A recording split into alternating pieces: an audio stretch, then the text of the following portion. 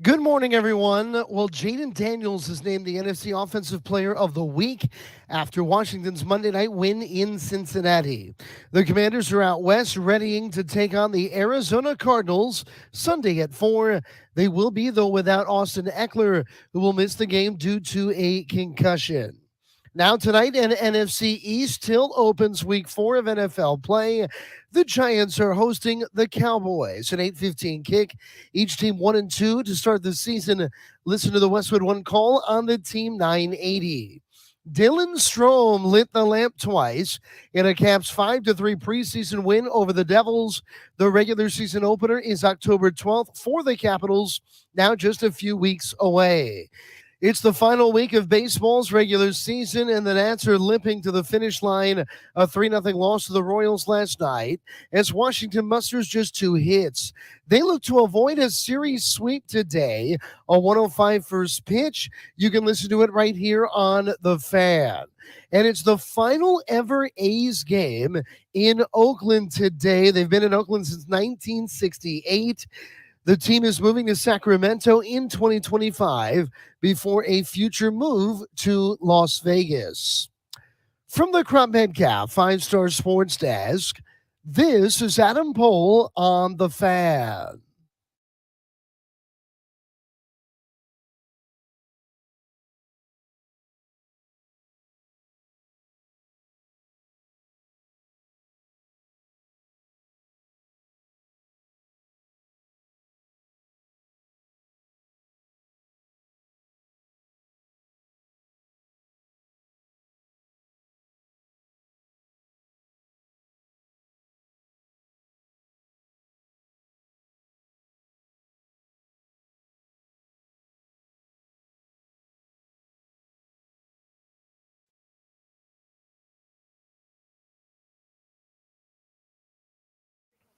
Top one.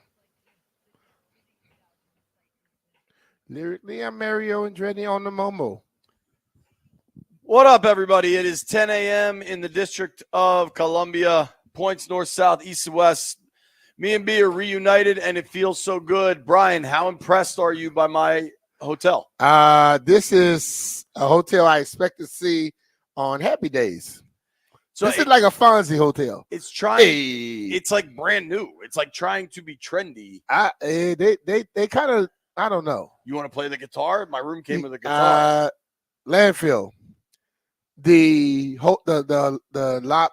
hallway, they have gray, pink, and some other color, like psychedelic carpet. It is weird, dude. It's what we're into. Send me a picture.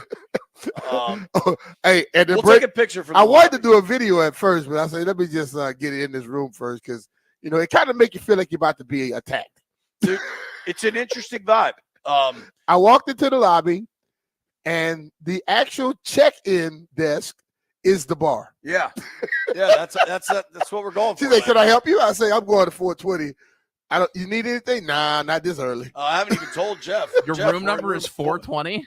Sure yes. is. Yes.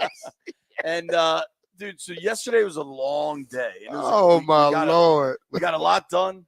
We got a lot done, and it was a good work day, but it was a long day. And then I went and got a bite to eat, and I finally get back to the hotel room at 9:00 last night, and I just want to sit down and kind of zone out and watch some TV. And I turned the TV on, and it just does not work. I don't know if you saw. I posted a picture last night. I didn't see that. It's probably the dead middle of the night back home. Yeah. So the TV just doesn't work, and I go downstairs to the bar / front desk, and the guy, to his credit, was like, "All right, we'll get somebody right up there." Yeah, this is the scene last night. Just here, I'll show the stream. They took it off the TV, off the wall. You took it off the wall. This lady, I gotta say, every time I'm done with this hotel, they do something that impresses me. This woman rolled in here, and she had to be at least in her mid-50s. She was like, "Hey, JB, hold on, dog. That's actually not. I'm in my mid-50s." Okay, but this is a lady. It's 9:30 at night, and she just picked that TV in up other words, off the wall. She looks a little different than I do at 56. Yes. All right, cool. Go. I mean, she wasn't big. She was just a regular looking lady, and she replaced the physical television within like, she said, I'll be right back. I was like, oh my God, I'm never going to see this lady. I'm never going to have a television. And within like 15 minutes, she replaced the whole thing. And Hey, I was kind of impressed, as much as this weird hotel can impress you. it is weird. The only good thing, it's super close. So the Commanders are practicing at Arizona State, and it's like 6 minutes right there. I'm not walking it because this heat is serious business. I understand, man. It's a little weird though. How did you find this? Marriott app. I don't know. This is a Marriott hotel? Yeah. I'm telling you, it's like, it's brand new, but built to look weird and old. I mean, it looks like it was built in the 70s. I think that's what they want it to look like to some people. And this will probably be my last experience at this brand of hotel, but this is like desired, I suppose. How was your travel out, man? It was good, man. I mean, quick. I was 11 miles away from you. No problems, easy. None whatsoever. And your hotel? Just that the sunlight was like right in my face. Well, my hotel is great, but I went down to the lobby last night, and I could pick them up from a mile away because I've gone to Vegas many a times, and Wednesday night is when they begin to stroll in. Then Thursday night it gets a little more wild. Then Friday you really see the gist of it. There were 3 young ladies that they were really working last night. I think I saw them talk to every man in the bar. Each one of them talked to the same people, and they left several times and came back. There you go. And they look at me, and I will look the other way. I give them one damn bit of a idea to think that you're going to have a chance to try and talk to me, because no, it ain't happening. So I talked to Don Julio all night. There you go. So Yeah. Landfill and Jeff, we'll start with a poll question on I guess it's a Bleep You Thursday. I'm very out of it's Thursday. Yeah, Thursday. Would you rather be at the weird hotel or the nice hotel stocked full of escorts? The W, baby. I'm saying, listen, my hotel's got no escorts. Hey, he doesn't have a front desk either. His hotel has nobody. There's people last night. That little bar pinball area. But I'm gonna tell you like this, yeah, mine right around. The club closed around, I would say 12ish, because there's a club on the second floor, Jeff. When you walk in, you go up there. They got music and a pool. My whole thing is, I've been there one night where they had a pool party. It was the NFLPA was here. Oh, that'd be fun. And I was like, somebody gonna fall in that pool. And lo and behold, bam, somebody fell in that damn pool. All right, Jeff, you can go to the pool club hooker party, or you can come to the weird 70s pinball hotel where they fix your TV. Party. Hey, you don't even gotta finish that. You don't even gotta finish that, man. I thought I know where you would go. Hey, Landville, man. I'm a little more curious. Landville, some of the selling points of my hotel. There's a burrito restaurant across the street and a CVS right next door. I mean, I'm going to room 420. How's that even a question? Well, Landfill, I'll be honest with you. I smelled a lot of that in my hotel last night too. Bro, there's more. Every time, like DC, it just reeks of weed everywhere you go. Mm-hmm. Here is even more. Now, maybe especially because I'm by the college, and this college is massive, just massive. Yesterday, though, so I had a ton of TV yesterday, and it is hot as hell out here. And what I've learned with this dry heat, the dry heat thing is kind of real. If you're in the shade and just chilling out, like you recognize that it's hot, but it's not sweltering like humidity. You don't sweat. Right. Well, you kind of sweat, but you don't feel hot. But as soon as you have to be out in the sun, you're cooked. But what happens out here, the sweat evaporates real quick. You don't really sweat like when you're in humidity. Yeah. And that's why so many people out here dehydrate. Well, dude, because they don't think I don't need no water. I'm not sweating. Yes, you are, fool. So far, I'm getting people texting me which hotel they vote for. Which one do they vote for? Landville, you won't put a poll up of you want room 420 or the hotel packed with hookers. Call escorts, dude. Escorts. I'm sorry. It's high end, dude. So yesterday, I had the show last night on NBC, and I had like an hour in between my last just hit and doing that show, and I had to get some caffeine, honestly, and I needed just like some water, and we were just dying. And so I drove around just trying to find like a 7-Eleven or a gas station. You know what I mean? Yeah. I couldn't find anything. So I finally get to this like strip of college bars, basically. And I park and I'm like, all right, some place here somewhere will have stuff. And I just start like all these, it was like 3 in a row of little stores that looked kind of like convenience stores. So I poked my head in the first one, and it's just 6 dudes sitting around smoking weed.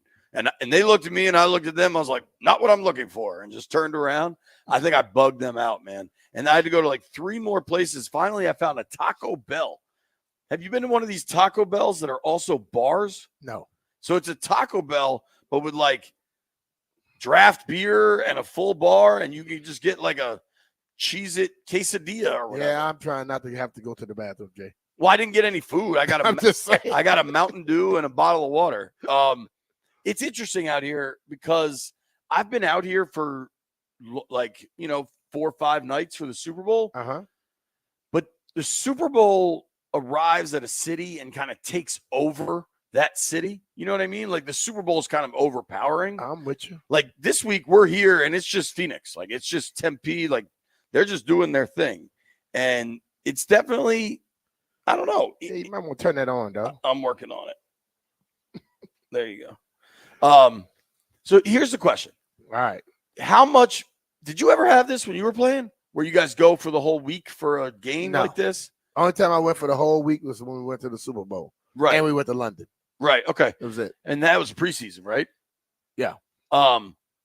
What do you think of? But teams did it. Other teams did it. The 49ers always did this, And I think it's cool if you plan on a Monday and then instead of flying all the way home and then come back, I think that's a lot of tedious things going on. I think it's best to fly straight to the place. I think it makes sense logistically, but I think if they had lost, Monday night, I feel like this whole week would feel a lot different. It'll feel different, but it feels different at practice if you go straight home. Too. Yeah. So to get to where they want to go and have the best work, I think they did the right thing. I think logistically, because otherwise, so Monday night, what time did you get out of there? It was like 12:30 probably when the buses were probably pulling got out. to the hotel around 12. Okay. The team probably got out here. It landed around 3-something in the morning, the time here. And at 6-something at our place. Right. And then I was Tuesday was an John. off day. I was listening to John talk to him. So, yeah, around that time. And then they're just settled. You know what I mean? Like Yeah. it makes a big difference. Like this morning, I wasn't tired. Like yesterday, the time was screwing me up. This morning, I went to bed last night probably like 10 and just woke up this morning. Mm-hmm. I feel like my voice is a little cracky. Maybe, I don't know why. Just maybe because it's 7 a.m. Could be. I mean, I didn't do anything last night. I had a cheeseburger and went to sleep and outside of the TV extravaganza. What do you think for this week? It was a really interesting comment from Jayden Daniels yesterday. Basically, he was asked in so many words, like, how do you avoid a letdown game after something as explosive and impressive as Monday night, right? And basically, his answer was, if you never get too high or too low, if you approach everything as it's just another game and that's just another game in the rear view, you can't really have a letdown because it's not like I was amped up for something. Yeah. Do you buy that? Do I buy the way I buy it? Because, like, the whole thing about it, see, that game, after the game, you look at him, he was happy. He wasn't overly ecstatic like most fans were. And I think if he keeps his mind in a certain way, listen, if they were to go out there and the game isn't good, fans are going to call it a letdown game. But if they play and they lose or whatever, and they got things across and accomplish a lot, and he feels the way he does, he won't feel that way. And I think that's one thing I don't think media or fans understand. When you're playing it, you can care less how everybody else is feeling. You have to be comfortable and confident in what you feel. Because there's a game you lose, and there's no such thing as moral victories and stuff like that. But when you lose and you start looking at the film, you're like, damn, we couldn't have played much better. They just were a better team that day. You can accept it as a player. The people that look at it don't accept it ever. I think I think that's really just who Jayden is, man. Like, I do think there's not a lot of, for him, the performances, maybe they'll be volatile, right? Like maybe there'll be some roller coasters along the way. He is a rookie. You got to expect a bad game here or there. But I don't think he gets too high, too low about anything. Yeah. I mean, there's so little that seems to like rattle him, and all his teammates talk about his poise. I mean, unprompted yesterday, we got to talk to 5 or 6 guys, and I mean, dudes that are veterans that have been in the league. Like Bobby Wagner's going to the Hall of Fame, and he's like, man, we got to chill and let him grow and become whoever he's going to become. But to start like this is wildly impressive. It is. And just the level of calm and poise and stability he brings, which is crazy because he's a rookie quarterback before he starts. And it doesn't change from one area to the other. The only thing changes when it comes to being a quarterback in different places is what the people around you feel and think. So 19, oh Lord, when was this? 82. I walk into a huddle. I am a junior high school student. My 8th, 9th grade is my junior high. It's the 10th, 11th, 12th grade at the senior high. I'm the starting quarterback for the 11th, 12th grade team. When I walk in the huddle, the eyes I got were like, what the hell is this little young kid coming to this huddle for? Right. But I didn't step in the huddle without any confidence. I stepped in with confidence, and one of the linemen kept talking. I threw him out the huddle. And he's like, what? And the coach said, get out the huddle. He told you to get out the huddle. So the coach supported me right off the bat. So those linemen and everybody else supported me. And then once they saw my work ethic, they started to do it. Right. Same thing here. Jayden comes in with that work ethic, and they're going to give him respect. And they're going to give him respect also because they drafted him at number 2 in the draft. Then you got the coach. They are like, they believe in him, so we got to believe him. Then he walk in with the tools and doing everything they expect. It easily, they just begin to see you as a player instead of, this rookie. Right. They see him as a player, and he puts in all effort. Everybody says it to a T. He puts in as much work as he needs to get where he wants to go. Sure. I think all of those things make a tremendous difference. And it's interesting. Bobby Wagner's kind of a few different times told a few different versions, but of the same story where, because he was a middle linebacker on those great Seattle defenses, I mean, the Legion of Boom, all that, when he first arrived and he won that job. And I mean, not to make it too full circle, but Dan Quinn is from the Pete Carroll tree, right? Mm-hmm. Where everything is competition at all times. And as much as that's become like kind of a cliche thing for a lot of coaches to say now, like Pete Carroll was the first one, like that Seattle culture really embraced that and leaned into it. Yeah. So Wagner ends up starting as a rookie for a team that beat Washington in the playoffs. I know that. I mean, his rookie year was 2012, same as RG3. Think about the guys that are in that huddle. Yeah. Now, granted, it's a defensive huddle, but you still got to call the plays. Oh, yeah. Sherman, Earl Thomas, Cam Chancellor, whoever was in there, right? And he said at first everybody tried to make fun of him, and he just had to like power through it. But once he proved he could play and he belonged, I think that's all that matters. They just listened to him. Yeah, if you can play, they're going to give you the love and the respect. And I think the ultimate thing about Wagner, just like about Jayden, when the season started, they saw him play. They saw him work. They saw him practice. They saw him perform. They saw him prepare.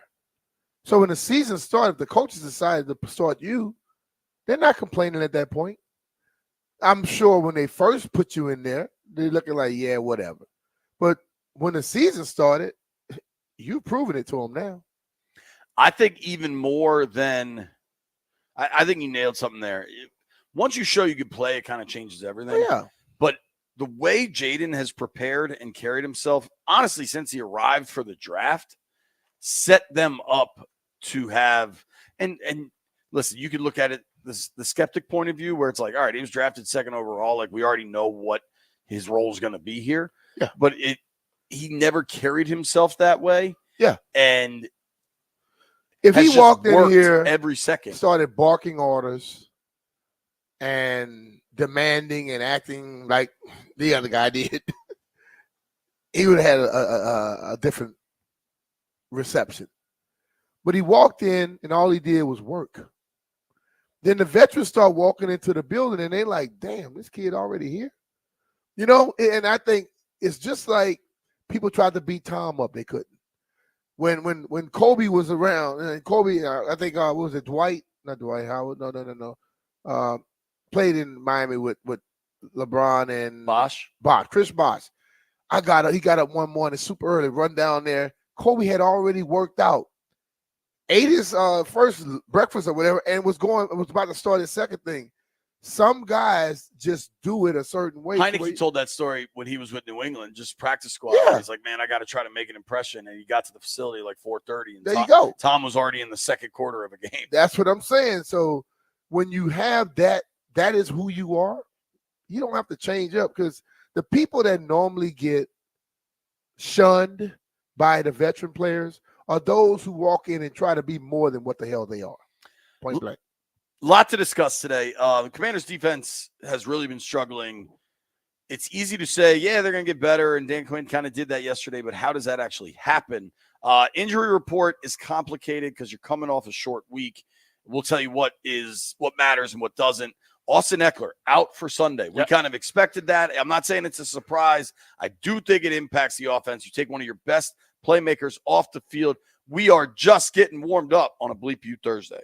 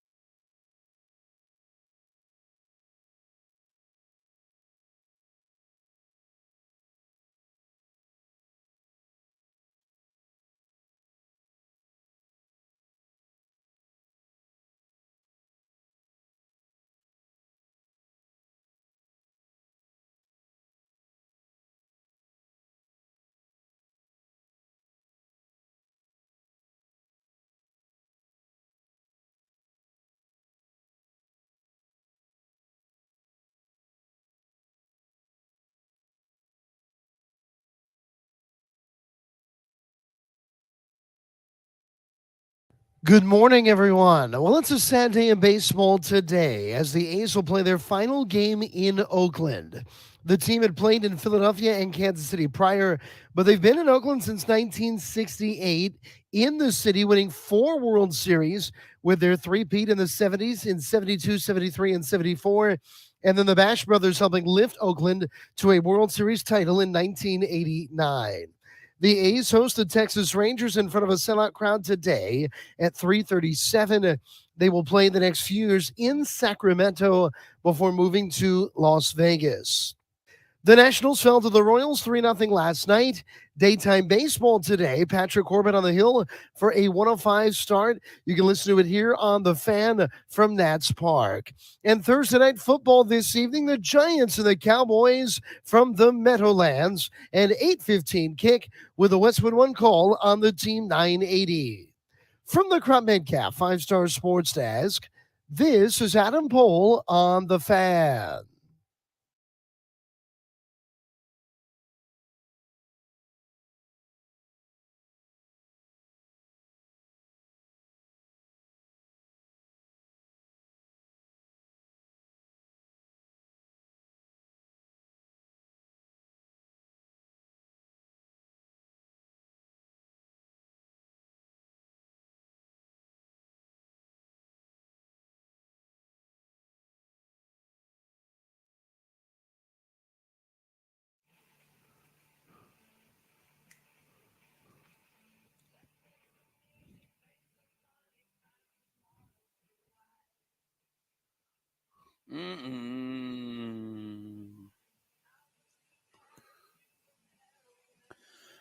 BMitch and Finlay, 1067 The Fan. We're coming to you live from Tempe, Arizona State University, where the Commanders Temp. where the Commanders are practicing. Yo, just in case like somebody missed that show that day, the reason we always say Temp is because Jeff legit thought it was just called in Temp. the promo. I did put it in there. I love that. Lanford, did you use that part? Yeah. I say we're gonna be coming to you live from Arizona. Well, Temp, as Jeff would say. Commanders are out here practicing. They're kind of moving practice times around. It's been interesting because it's hot. Now, the actual practice is indoors, so it's not like they're out here. It's still hot. Just walking around though is hot. Hot I mean, hell. all right. So right now it's 7:32 a.m. Jeff and Landini, why don't y'all guess what the temperature is outside right now? Hey, what you said, it was 7:32? Yeah. 80 degrees. Yeah, I was going to say 83. Jeff nailed it. On the point. It's 80 right now. Today actually looks cooler. When I land, last night when I was asked what was the temperature, I was driving to the hotel. It was a little bit before 8. It was 100 degrees. Today looks cooler though, B. It's only getting up to 106. It's different out here, man. Yeah. So, B, you and I have gone back and forth on this, and Dan Quinn had an answer yesterday that I thought he obviously has a job to do here, and clearly keeping the vibes right might be Quinn's greatest skill, I would say, where he is really focused on getting this team to perform at the highest level. And I don't think he wants to be negative, but he also doesn't want to lie, right? Like, yeah. So defensively, they've really struggled. And I think you can't deny that at this point. And I thought his answer yesterday, so DQ got asked about, because what they said is we want them to play with speed and play violent and run downhill. Yeah. And he's like, not yet. I'd say we're gaining there. So we're still building onto that, but we're not hitting the marks that we want yet. By no means is that where we're going to end up. And I love the crew. I love what we're about. So we're going to grow. They're going to play faster. They're going to play more violent. And so the more of that we do, then you stack on more and stack on some more. But we're not to the space we will be yet. No. So there's a lot of coach speak, a lot of jargon in there. They're clearly not playing to the level he wants them to play because they're not playing well. Like if he was comfortable with how the defense was playing, it would be a much larger problem than him trying to coach speak his way around saying, hell no, I'm not happy. Yeah. Right? Like all that really said was, I want them to play like X. They're playing like Y. I'm not thrilled with it. Yeah, and we can all see that. You can't hide it. Right. And when you listen to me, I told you he's the calmest dude in the world on the sideline. But just like you look at your parents when they look at your brothers and sisters, you know who to follow, who not to follow. When you watch him in the offenseman on the field and that camera pans to him, you see a much more jovial guy than when the defense on the field, right? He still has the same calm look, but you see a little gleam in his eye when the offense is out there. And he and Joe both can't be happy with it. You know, they come in. I got a feeling Joe won't be as good as coach speaking his way around it. Joe is not a coach speak guy. Joe tells you exactly what he feels. And I think players also respect it because you don't want to be lied to. And Dan isn't lying to him. He's telling them, you're not where I want you to be. You're not hitting the mark. And I expected to get there. So through 3 games, the Commanders are giving up 377 yards per game, and they've given up 11 touchdowns. That is tied for the second worst in the league. The only team that's given up more is the Cowboys. Have given up 12 touchdowns. I mean, this is kind of a chicken or egg question. Like, it's an existential thing that I think you and I land on different sides. Do you think defensively they're going to – like, DQ has no choice but to think his defense is going to improve. I think for us, we're on the sideline. Like, we can look at it more objectively. Well, I think he thinks the more they play, the better they will start to do the things exactly how he wants it done. I sit there, I watch the game that's just like you. And what do I tell you about the D lineman that I see a lot? They attack a guy, and it's like they turn it into, I'm going to beat this guy. Eventually, you got to dismiss that guy's ass, get rid of him, and make a tackle. I've watched guys hit a guy in the chest and run right past the running back. I never saw the arm come out to try to at least grab him or something. And sometimes that happens in football where I'm firing off so much, I want to beat this guy. But your job is to make a tackle or make it so tough to where the guy can't just run through a hole. And when we watched the game just Monday night, there were a lot of guys going right past the running back. So when you watch these special teams, those guys stick and throw. That works for defensive linemen as well. I also think it's always worth noting who the opposition has been, right? Like, go back to the NFC East title of 2020 when the team went 7-9 and they beat guys like Nick Mullins and Ben DiNucci as the opposing quarterbacks. Yeah. Like, I never really bought into that success, right? Through 3 games, they've gone up against Jamar Chase, Joe Burrow, you had T. Higgins back. That Tampa game, Mike Evans is eventually going to the Hall of Fame.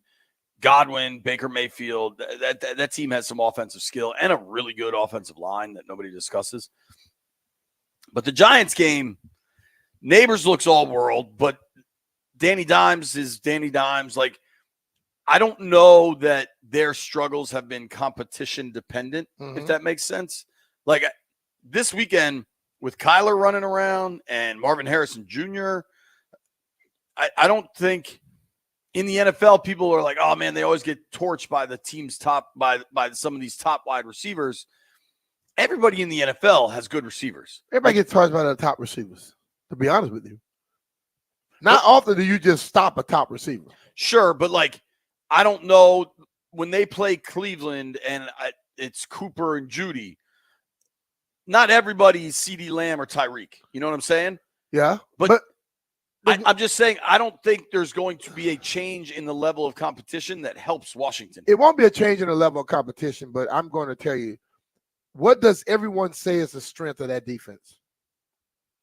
I'm not trying to be a jerk, but I don't know that you could say there is one through 3 No, games. I'm asking what they still say. I'm not caring about what is if there's the one. perception is The that the perception defensive is line, the defensive the tackles defensive are our tackles. strength. Yeah. Well, guess what? They need to play to it. Listen, this is no knock or whatever. The coach just told you that the guys are not playing how he wants them to play. So ultimately, who runs the team? The big boys. The big boys are not playing the way they're supposed. Last year, we talked about the offensive line. This year, we don't have to talk about them. Why? Because the quarterback is more mobile, and they're giving him a little bit more time. So they're playing a little better. We need those guys on the other side to play better. They finally addressed center. We need the guys on the other side to play better. So good. Yes, he has. But we need those guys to play better.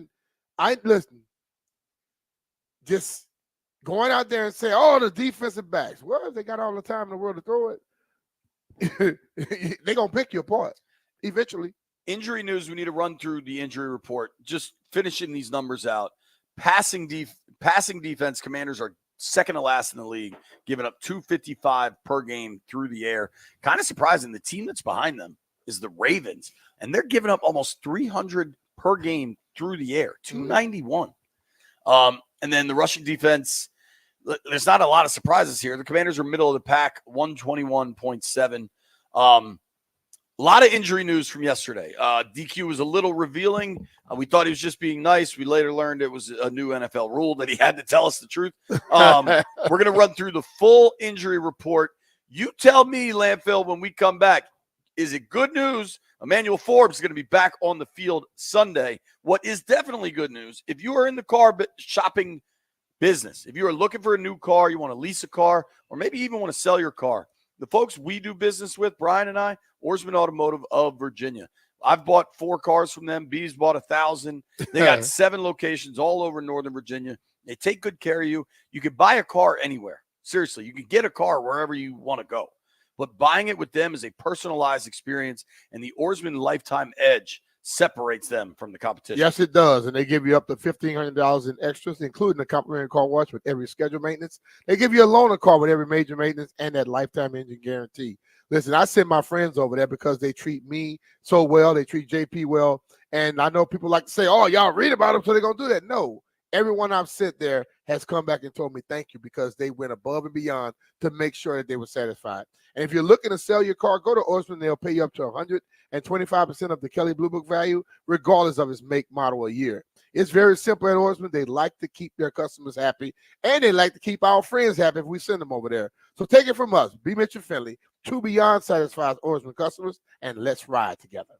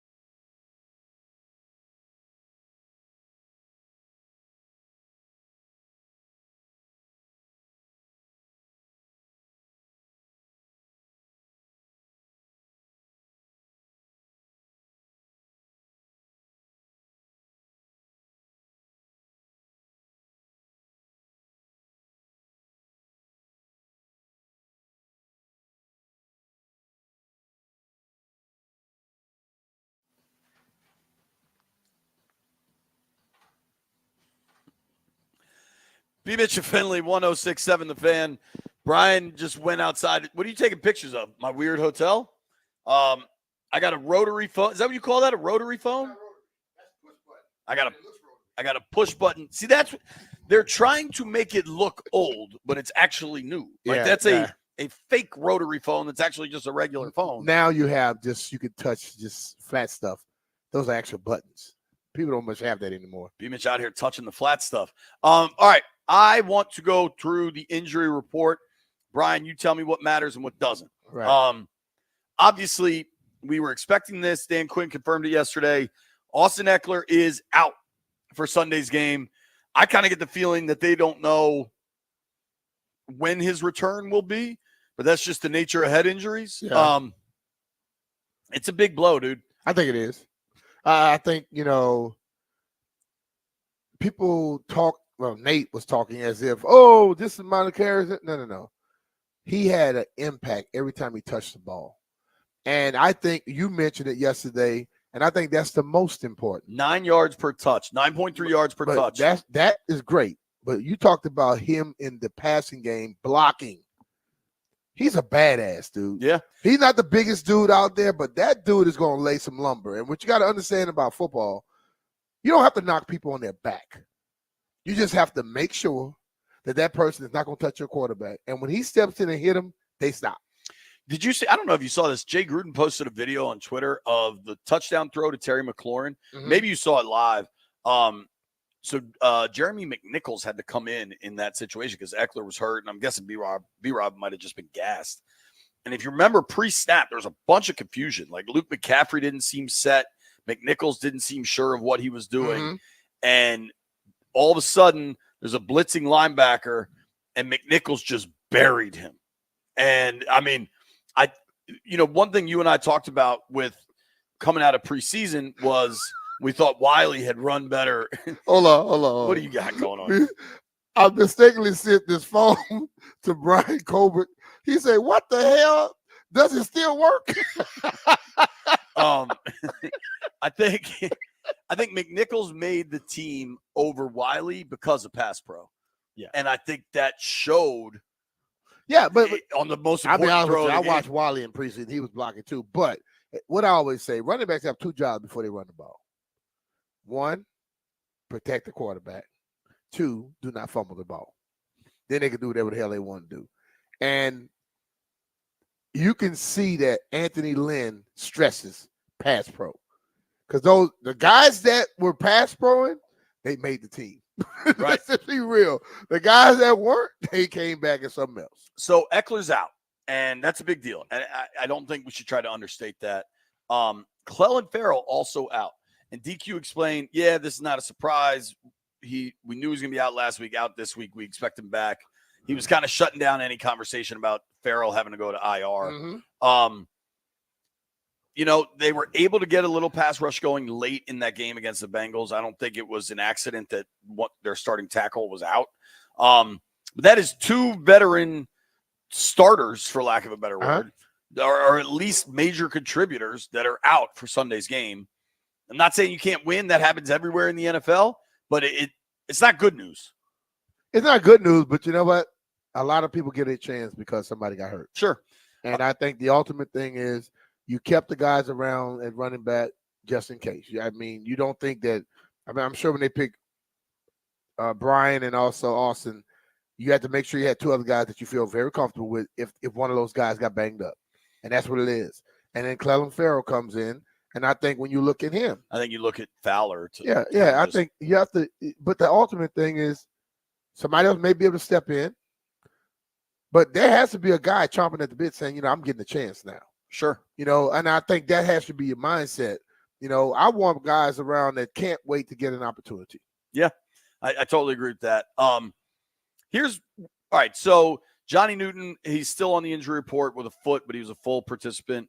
Emmanuel Forbes still on the injury report with his thumb, full participant. Benjamin St. Juste is on there. Quan Martin's on there, both in a limited capacity. I would say both those guys are going to play. Ertz on there with a rest day. They wrote non-injury related, right? Mm-hmm. That's rest. Crowder on there, non-injury related rest. we did get an update last night to Crowder that he also had the calf added to his injury designation. So maybe his calf's a little tight, whatever. I think Crowder's been inactive the last 2 games. I'll confirm. He was last week. Yeah, if he was last week, he was week 2 against the Giants also.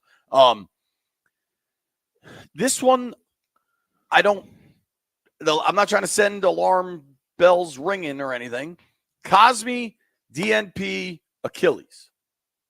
I think the interior of that O-line has been really good. I think you don't want I didn't see him yesterday, now that I'm thinking about it, but I didn't necessarily look for him. I just didn't physically see him. It's also the Wednesday coming off a Monday night game where a lot of guys, if your pinky toe hurts, they're like, yeah, just sit this one out, because I think everybody understands what it needs to be going on a short week. Does the Cosme of all this stuff, right? Obviously, Eckler being out is the biggest deal, but we kind of knew that. Cosme is like the new development here.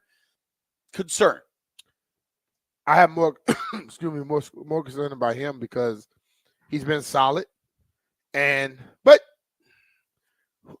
I think doesn't Dieter back up that? Yeah, Dieter played okay during preseason, but Dieter's also a backup center, right? So you wonder if one other person gets mixed up, does it begin to affect it? But I'm more concerned about Cosme because, offensive linemen don't get a lot of press, but they're more vitally important than a lot of other people.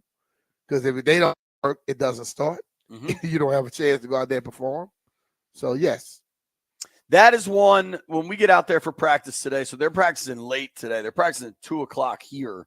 So if you're waiting around at home looking for updates, it's not going to be till 5:00. That's one to keep an eye on. Now, I think at this stage, it's nothing more than something to keep an eye on because it was the Wednesday after a short week. But if maybe he's not out there today, if he's not out there today, if it's a straight DNP, that will get my attention for sure. If he's out there today in a limited capacity, that is tracking the right way. Yeah. And dude, frankly, even if it's a DNP today, but then he can go tomorrow, he's going to play Sunday. So tomorrow's really the one where you got to, ideally he's out there. That's that new stuff. Normally it'll be Thursday because Thursday is a work day. But on a short week, I'm saying. Yeah, you're right. Still, it's just I think big offensive linemen normally can gut through stuff. Yeah. But if it's a lower extremity thing, you have to be careful with that. Achilles makes me nervous. Achilles always make you nervous. Right. Like that. I mean, if you think about the size of, like, I mean, every regular people just like me, like you just look at your Achilles and the tightness just of like how it regularly is, and that your whole body, however much you weigh, 100 pounds, 400 pounds, your whole body needs that little band to operate. You know what I mean? Like, yeah, it'll get you. There's a lot going on there. All right. There's also a lot going on with these Arizona Cardinals. When we return, Tyler Drake joins the program to give us the scoop on AZ. Nobody go anywhere.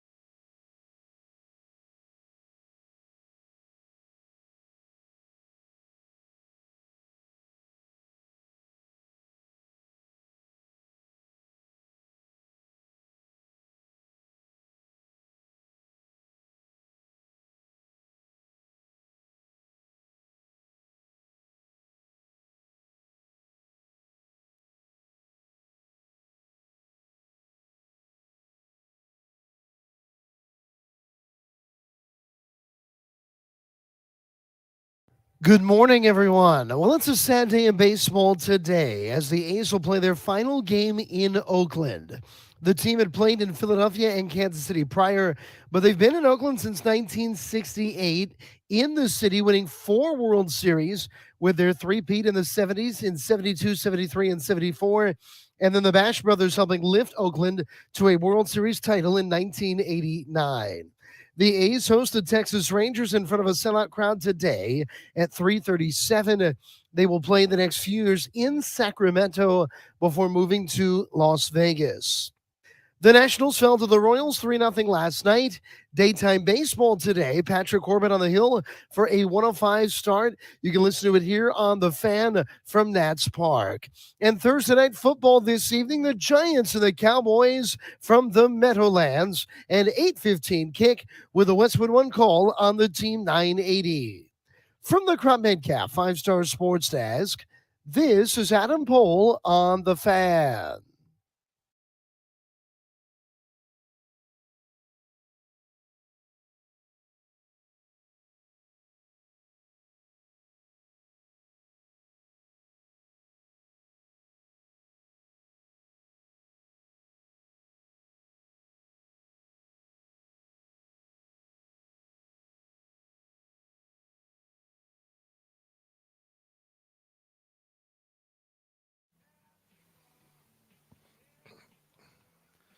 As I want you to be. BMitch and Finlay 1067 The Fan. Cool news out of Germany. The Rhine Fire have won back-to-back World League titles.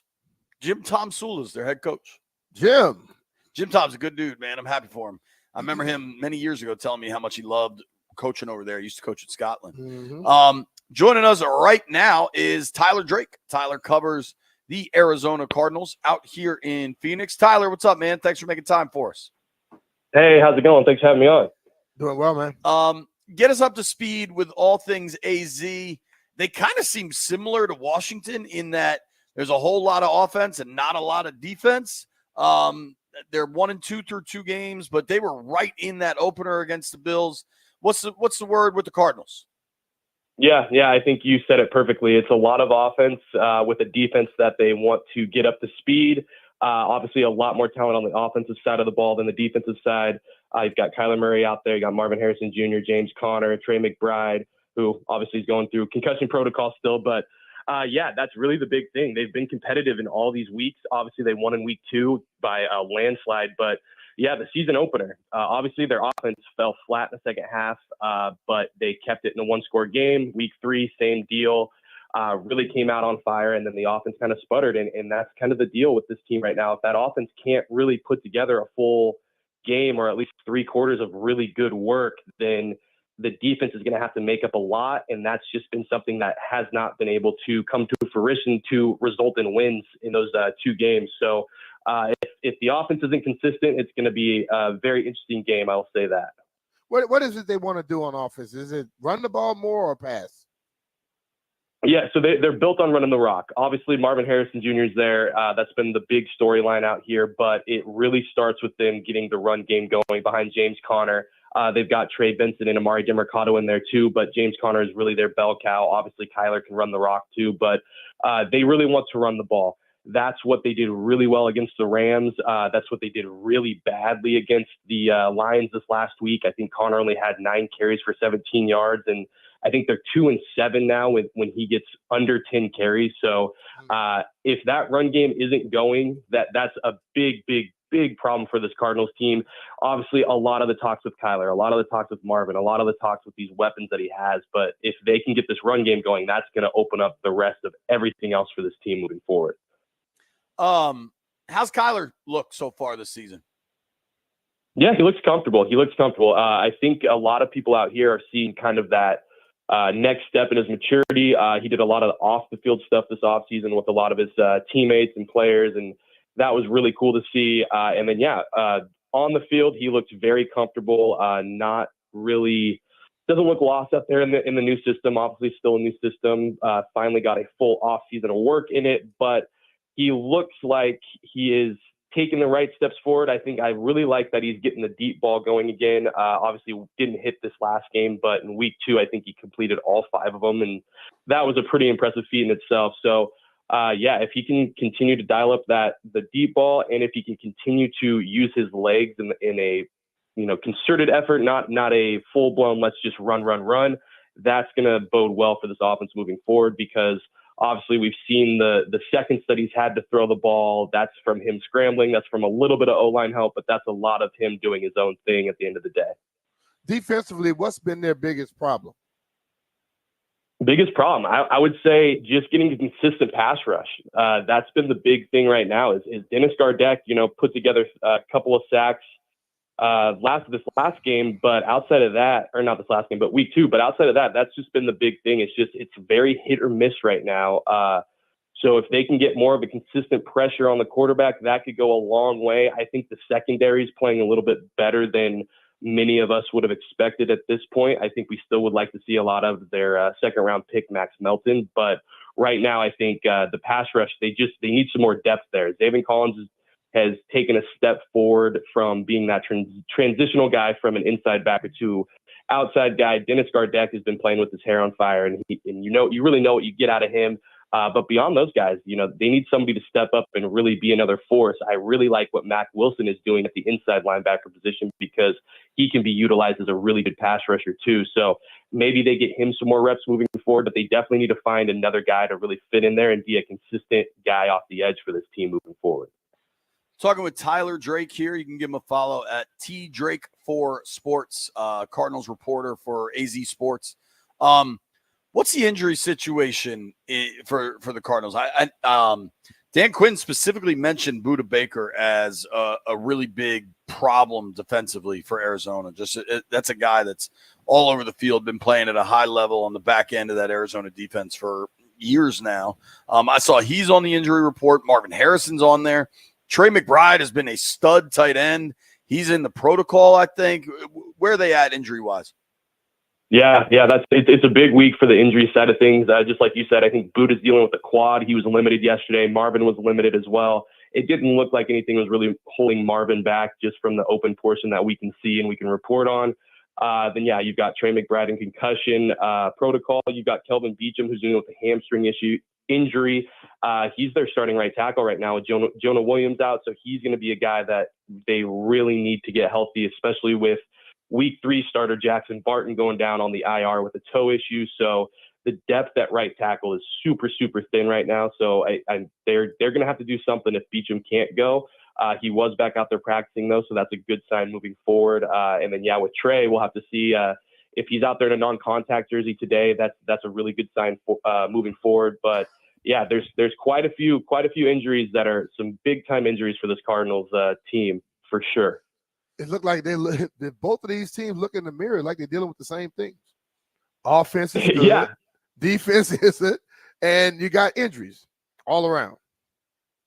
Yeah, it really is. It really is. And how ironic is it that it's Cliff coming back to town? I mean, it's very much like you've got the rookie quarterback who can do it through the air, do it with his legs. You've got these injuries you got to deal with. You've got an offense that's outplaying the defense. I mean, it's just it is a mirrored matchup this week for sure. Mm-hmm. How much do folks here care about Cliff's return? Like how big it's funny. I was at Jayden Daniels' availability yesterday. I don't know if you were there, Tyler. But there was a pretty good local crowd to it of Phoenix reporters and a lot of questions about his time at Arizona State. And I just found that kind of interesting, but not particularly germane to what I do. And the Cliff story, I feel like is kind of similar. How big of a deal is it out here that you've got Cliff coming back? Yeah. I wasn't there. I was actually at Cardinals. I did hear you ask a couple questions though. So I was like, okay, he's in town. That's good to know. But yeah, it was very interesting to listen back to that Jayden interview. And yeah, kind of the same thing. I think it means more for the ASU fans and the people that covered ASU. With Cliff, I think a lot of people still, kind of go back to that 2022 ending and kind of see like, hey, this just kind of fell apart. And obviously everything that happened after that, I think the contract extension timing, the offseason before his firing really had a part of that. You got the dysfunction that was happening on the team, off the field issues. That's really, I mean, obviously not completely on Cliff, but he was running the show at that time. I think some people still care out here. I really do. I think especially if the Cardinals were in a worse spot and they really didn't have a path forward, or at least a idea of where they want to get to, I think it'd be a lot more louder. But being that Jonathan Gannon and Monty Osborne has come in and kind of turned the page, got a new culture, got a new foundation set, I think people are kind of moving on. But I can tell you right now, I think when he goes into State Farm Stadium and Cardinals fans see him, there's going to be quite a few boos coming out right away. I'm not going to doubt it. Are they going? Go ahead. No, go for it. Yeah, I just think it's they've got to find a scapegoat, and they're going to have one on the field on the opposite sideline. So why not be him? I mean, you've got Steve Keim working for Clutch now. So I mean, I don't know if they can find him on the sideline right now, but you can at least find one of the guys that was on that old regime. Well, Cliff knows Kyler Murray. Or anybody concerned about him knowing him so well, because he fought for him to come here, get drafted that high, that they're going to attack, have an approach on defense to try and affect him and make him have to do things that he's not comfortable with? Yeah, I think that's definitely a thing, and I think it goes both ways too. I think there's going to be a lot of stone unturning over here of, hey, you used to practice against Cliff's offense. Hey, Budda Baker, what did you see during his time here? Hey, Kyler, what did you see? What are his tendencies? And we talked to Kyler yesterday, and he said he really couldn't give him much. What's different just because new system, totally different things that are reliant on other things now. But yeah, there's definitely going to be some familiarity there that I guarantee you both sides are going to try to exploit, and it's going to be on the guys to really recognize, hey, I've done this too much when Cliff was in town. Maybe I do need to switch this up, or vice versa. So I'm going to be really looking at that kind of cat and mouse game of like, all right, here's Kyler. He likes to run. What are they going to do to contradict that? And yeah, so it's going to be very interesting to see kind of the chess game going on between the two sides. Maserati Marv lands on the injury report. He has been, I mean, he was good week 1, fantastic week 2, and then just got completely shut down last week. Just kind of a receiver learning the NFL. Did Buffalo do something? It was not Buffalo last week. Detroit. No, Buffalo got him first week. Did Detroit do something that he couldn't figure out, or the offense couldn't figure out? What's the deal with Harrison, a rookie that has all the promise in the great world? potential? Yeah. So actually, he got shut down big time in week 1. He only had 3 targets, 1 catch for 4 yards. They really didn't move him around or put him in any motion situations. So that was kind of the thing there. And really, so it was Buffalo didn't give him shut him down. Yeah, and Buffalo didn't give him a chance. I mean, they had a lot of double team on him a lot. I mean, they had a lot of cloud coverage on him that first game. Second game, obviously, I think they knew that they needed to push the envelope a little bit more and get him involved. You saw that. You saw his incredible catch that he made on that first touchdown. The second one was just as impressive with his ability to kind of read the defense and just shoot out down the field. Then this last week, I thought he came in and started hot, but I think that run game kind of fizzling out, they were able to kind of just lock in on limiting the pass game, and that took a lot away from him, took a lot away from other guys too. I really thought Greg Dortch was going to have a big game just because of what we saw these guys out of the slot do against the Lions this past couple of weeks, and I think he might have been maybe dealing with a little bit of a hammy still, but he was even limited too. So I think all in all, that run game really is going to set the tone and really open up that passing game moving forward. And that's where they're going to beat you. If they can do that and then fire one over the top to Marvin, that's the way that this Cardinals team wants to win. It's so kind of we're 2 days out now. I mean, this game is coming. What's your gut tell you? It's an interesting spot because Arizona's got the 1-2 record, but they've also had to play a Bills team that's pretty loaded, or at least playing on fire early in the year. Detroit's coming off an NFC title game appearance. Washington's coming off the big win, but they do have the short week. Kind of how you feeling about this game on Sunday? Yeah, I really do think it's going to be one of those just offensive attacks versus offensive attacks. I think the Cardinals, it really is going to come down. I think if Justin Jones was not on the IR and that run defense was a little bit more sound, I'd have a little bit more confidence in the Cardinals. But just given what I've seen out of Jayden and those guys, like they really have figured out a way to utilize all of his strengths. It's going to be close. It's tough for me to really nail one down, but I think I'm going to go with the Cardinals on this one. I think they're going to play with a little more juice, knowing who's on the other side. Obviously, they're not going to say that they're looking into that, but I think we all can know that they've got a former head coach on the other side that they want to try to go beat. And obviously, Kyler and Jayden, I know that you heard that too yesterday. They've met at the mall one time, so that was a really funny exchange, just talking with Kyler about that. But I'm going to go with the Cardinals. What did Kyler and I don't say think about it's that? So, he just said, I met him one day. Hold on 1 second. Just let me get our audience up to speed. So remember that Jayden Daniels he started his college ball out here in Tempe at Arizona State. Was here for 3 seasons before he transferred to LSU, and then obviously had so much success with the Tigers. But he said when he was here at Arizona State, he was just walking around the mall one day and he saw Kyler Murray. And so he just went up and introduced himself. I heard Jayden's version of events. Now Tyler's going to give us Kyler's version of events. All right. Yeah, exactly. Yeah. So he basically said, I met him, or he came up and said, what's up to me. And he really just said, like, I really appreciate, what he's about, what he's doing. He also talked about kind of how he left ASU and had a lot of scrutiny from his former teammates and stuff like that. And how Kyler had a similar thing moving from A&M to Oklahoma. So like you could kind of see their career path. There's a little bit of a similarity there. So he just talked very highly of the young quarterback and said that he likes what he's about. He just thinks, thought really highly of him. It was a cool little thing that we really didn't expect to hear from. But we were kind of sitting there thinking, like, is it at Fiesta Mall, Superstition Mall over in Scottsdale? Like, where are these guys meeting at? Like, at the mall. That's funny, man. How has Connor started the season?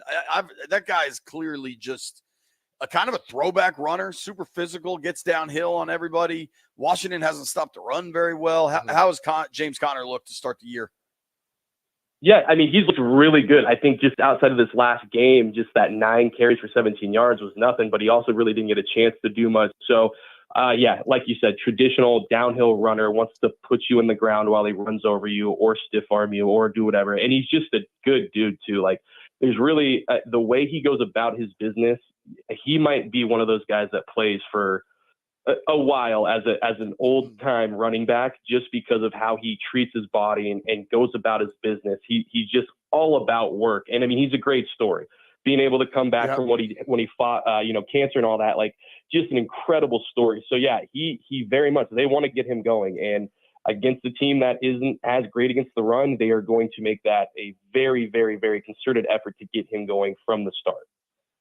Hey, can I ask one random one before we go here, Tyler? Just as a dude who, as a guy that lives here and is clearly all over the sports scene, and I know you cover the Cardinals, but I'm guessing you're aware of the Phoenix Suns.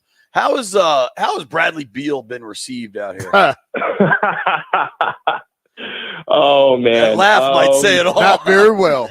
Yeah. Well, okay. Let's take it this way. Like the big 3 model, I would say he's probably the Bosch of the 3. So take that for what you will. The third of the 3.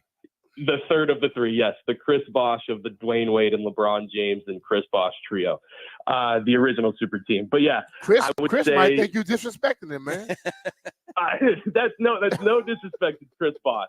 That's just how it comes off to somebody who grew up watching that other big 3. But I would say it's been mixed. You can tell that he's got some scoring ability, but I feel like fans aren't really seeing that. And then you've got the added point of, hey, they needed a point guard, so they went in there and had, Point Book, Point Beal. I don't really know how well that all worked out. I think Point Book is a lot better than Point Beal in my opinion, but I think it's a process. I think if he can come out and put together a couple good games, some fans might get back in his corner, but I definitely think it's some mixed reviews right now.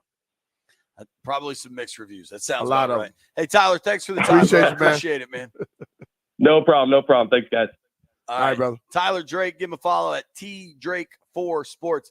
You know how you can tell a dude is young?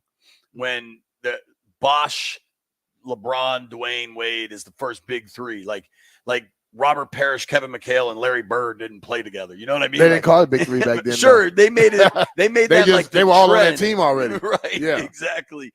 I am stunned, Brian, that Bradley Beal is not well received Hey, man. by the folks in When Phoenix. you get paid properly and you don't play like that, they have a problem with you.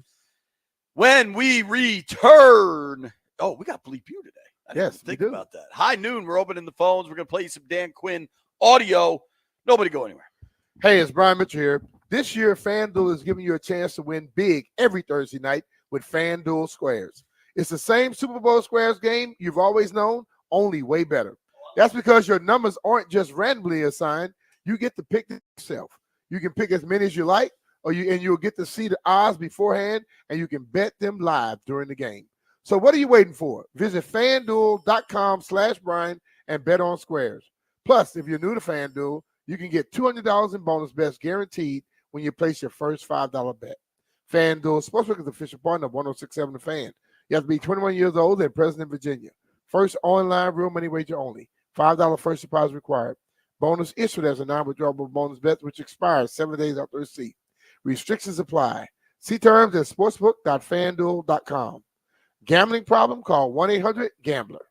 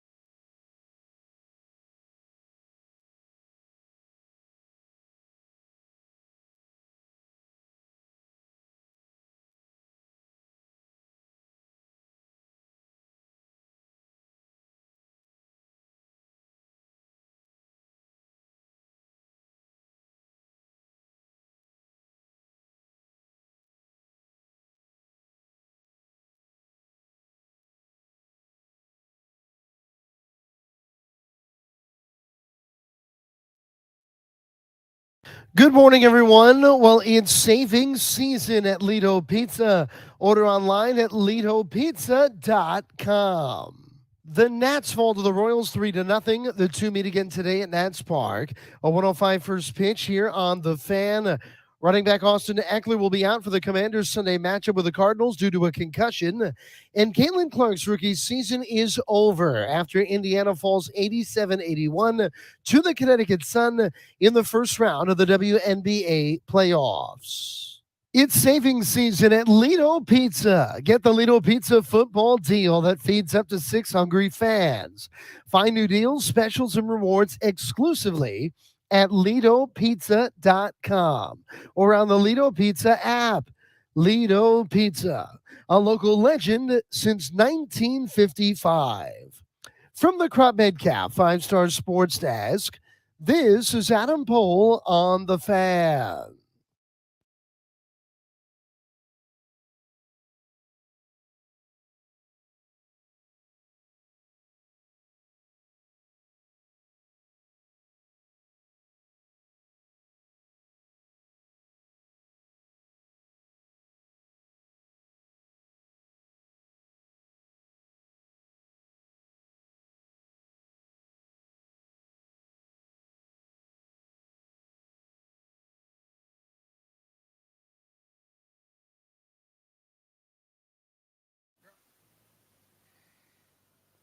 BMitch and Finlay, 106.7 The Fan. In about a half hour, it's time for Bleep You Thursday, baby. Phone lines will be open, 800-636-1067.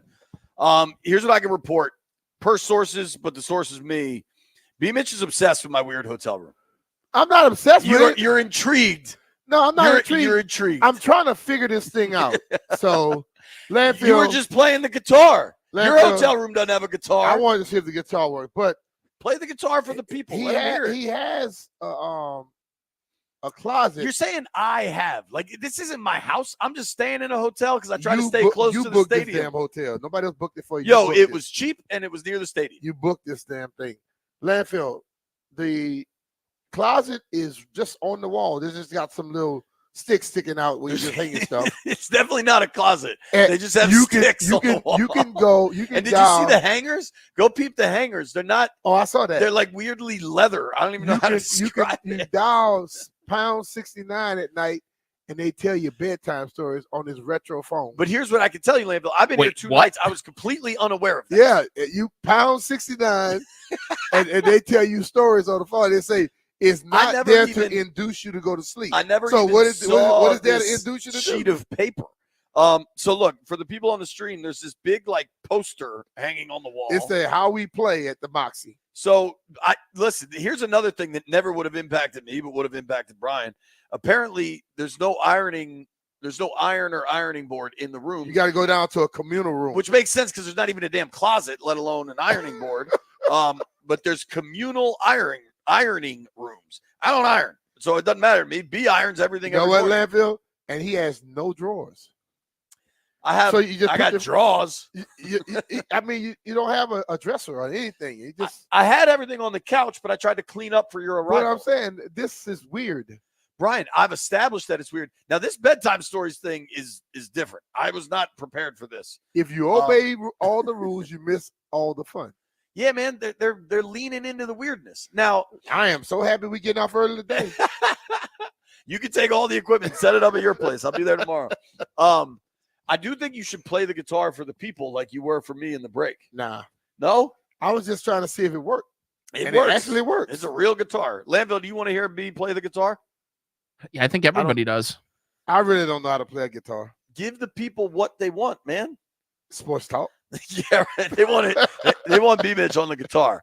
Also, if you can see on the stream, like just above Brian's head, kind of behind my shoulder, I guess, I have some records in here. There's not a record player, but there's some old records, including Black Sabbath, who I believe, I could be wrong on this, is both Johnny Cakes Awville and Neil Greenberg, our boys. I think that's their favorite band. Well, does that sound right, Landfill? You leave that, that you leave that record there. Don't take that back. I'm not taking it back. Yeah. Dan Quinn spoke yesterday. We got to catch up with him. Let's start with I liked this answer. Now, granted, it was I asked him the question. Number 12, Landfill. I asked Dan Quinn basically like, all right, you've got this offense really humming. How do you keep that going week after week?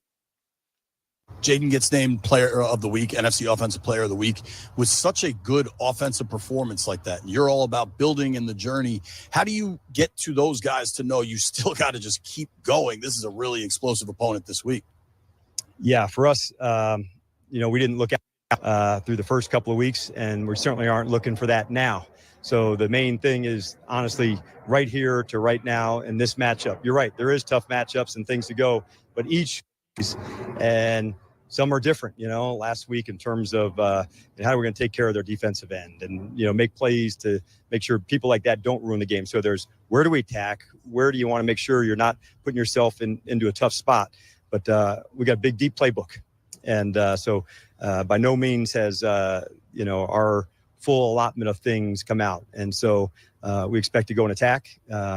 Certainly a physical team that we're playing against. And we're certainly putting the work in this week. So by Sunday afternoon, we're really ready to hit it. But you do have to go through the whole process to get that work right. A lot of work.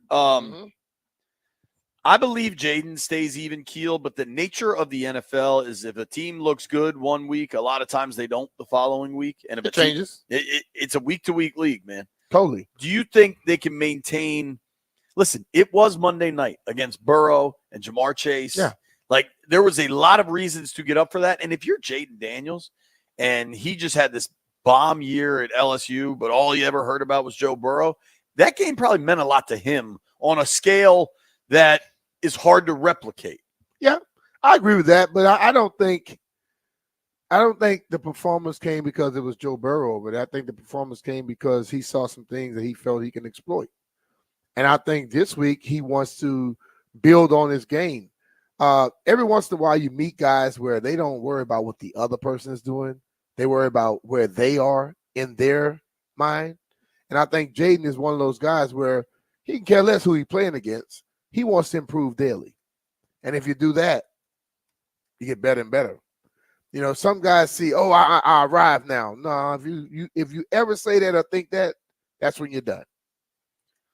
I'm with you there. And it's one of the things going back to why does he need to be named starter? It's not going to change what he's doing. Exactly. A lot of times, honestly, our boy Drew Cohen sent a really good tweet to me earlier, specific to Jayden. I like this one. How Jayden, there's never a letdown because he's always searching for more. Yeah. Right? That's Drew said, what you're describing sounds familiar to a business promotion role to a very senior position. Some people look at achieving a selection as the end of a journey. Some look at it as the beginning of an even bigger journey. Yeah. The second perspective is what you want. I think he nailed that. You're always looking for more. Now, DQ also, I asked him about the offensive line. I tend to agree with his assessment here. I'm curious if you do. 13, Landfill, please. I think you're mentioning Hendrickson there. Just overall, this offensive line has probably outperformed expectations. How do you think your front five's doing? I was pleased with the offensive line in last week's game. We thought, we'd have some chances to hit it big on the run. We did early with Austin. We felt maybe there was some more that we left there, but by and large, I really feel their connection inside. I feel that from Badass. I feel it from Nick.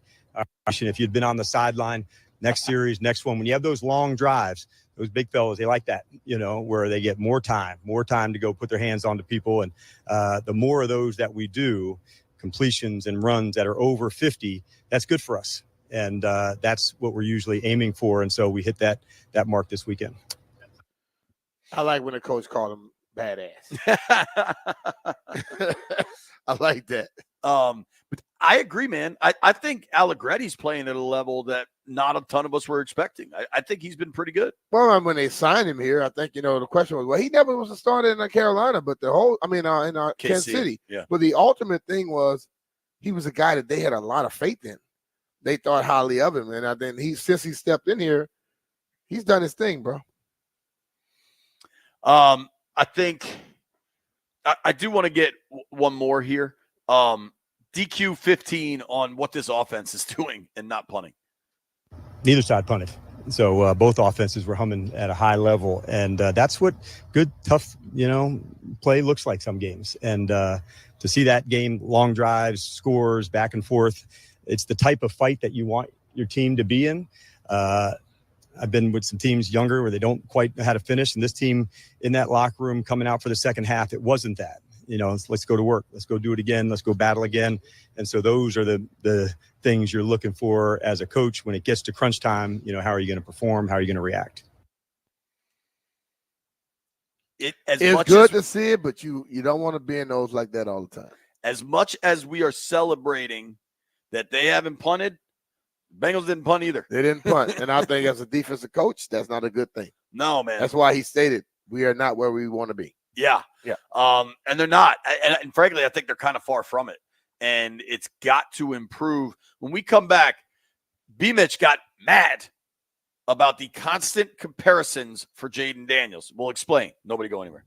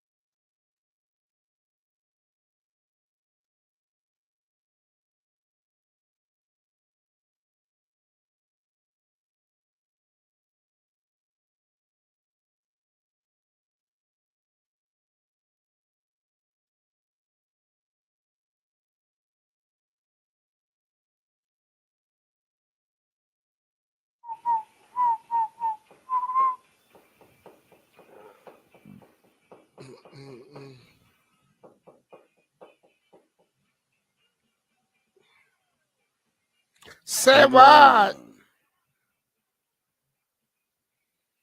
Ooh, ooh, ooh. All right, folks, about 10 minutes away from Bleep You Thursday. Phone lines will be open. We're going to make Jeff work. Right now, though, time for Fact or Fiction, B. This is from NFL.com. Kevin Patra is the writer. We'll start with the headline. Let you answer this. Is Josh Allen the NFL's best player? Yes, for the first 3 weeks, but it doesn't matter what he is the first 3 weeks. When it comes down to it, will he be? I don't know if I can say yes to that answer. Answer this. Whose career will be more defined by playoff success? Josh Allen or Lamar Jackson? Because to me, they both hit this spot. They're great regular season players. Yeah. But until either of them can get past Pat and break through and get a ring, they're going to be kind of like Karl Malone. Yeah, like in the era Charles of Jordan. Barkley or something. Yeah. Right. Yeah. I think both of them are going to be about explained the exact same way. Unless, yeah. right? Because let's be real. Joe beat Pat and went to the Super Bowl. Didn't win it. But he has had a whole demeanor put out there based off of that fact that he beat Pat and plays him tight and this, that, and the other. Pat got 3 Super Bowl championships. Okay? Joe has none. And you want to put him in Pat's thing? I mean, specific to Burrow, you're right. I think he gets the credit because of the success they've had in Kansas City. But let's remember this, though. He's still obviously number 2 to him, though. But Pat, nobody claims he's better. But Pat, I mean, Joe don't play against Pat. Joe's on the sideline with Pat's on the field. That's the weird thing about the quarterbacking aspect. Sure. I also think with Burrow, the conversation is different because he won a ring in college. I understand that, but there has been Burrow beat Pat and whatever. Lamar has 2 MVPs. Does Joe? 0. Okay. But Joe has been able to win in the playoffs and Lamar hasn't. I understand that. And I think specific to Lamar, it appears that there's a formula in January to shut him down. Yeah. And until he proves that untrue, that's just going to stick with him. It's what makes, the AFC playoffs will be fascinating. But to your point, B, the Bengals are 0-3. They don't need to worry about the Super Bowl. They got to worry about getting a win. There you go. All right. I'm going to just read this. Number 3, fact or fiction. Jayden Daniels is the 2024 version of 2023 CJ Stroud. Is it fair to compare a rookie quarterback after 3 starts to one of the most epic rookie seasons we've ever seen? No, not particularly, yet here we are. If we're going there, let's go there. For me, this is a fact. It's not just that Daniels has shown a Stroud-like ability to raise the play of everyone around him, including a still questionable offensive line. It's not that he drops dimes and avoids turnovers like Stroud. It's the calmness. In the biggest moments, there is no flinching. Ice meet veins. It's an unteachable quality. Mm-hmm. I tend to agree with the latter part there, the calm, the poise, and that is unteachable. That is completely unteachable. I think. Can we just say he's the best? He's the 2024 version of Jayden Daniels. Why do we have to always compare when it comes down to the quarterbacks? Because CJ Stroud is not. He's a damn good quarterback, but he does not play the game like Jayden does.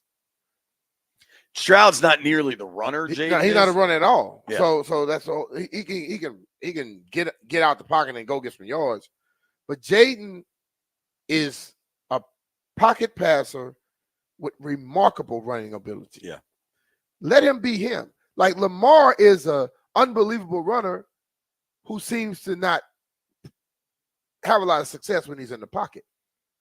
When you make him stay in the pocket, right? Robert was an unbelievable runner that wanted to refuse to run when it was his best asset. So have you seen all the Robert stuff going around right now? So Mike Silver went on Pardon My Take, PFT's podcast, and told these old stories of Shanahan and everything. it's remarkable how salacious that stuff still is 12 years later. Like every story that Silver told, we knew, right? Like after the Cleveland game, that'll be awesome. So Mike Silver's going to join us on Tuesday.